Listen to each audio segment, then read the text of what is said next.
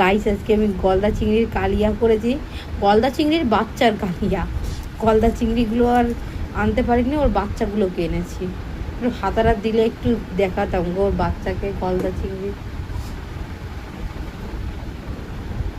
আর এই যে আমাদের রাইস, এই যে আমাদের রাইস কুকারের রাইস, আর এই যে আমাদের গলদা চিংড়ি। আরও একটা ডিশ আছে, কাঁকরোল ভাজি। কাঁকরোলই তো বলো এটাকে। হ্যাঁ, আমার বর বলছে কি কালকে করলা এনেছি। এবারে চলো গাইস, এটা হলো গলদা চিংড়ির বাচ্চা। কেমন লাগছে? কেমন লাগছে? তো চলো খেয়ে বলবো।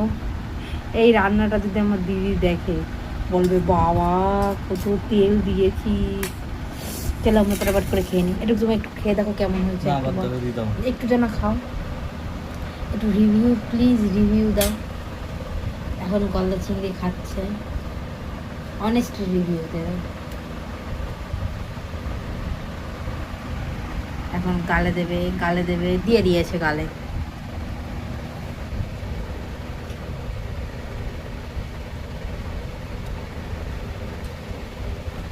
বলো।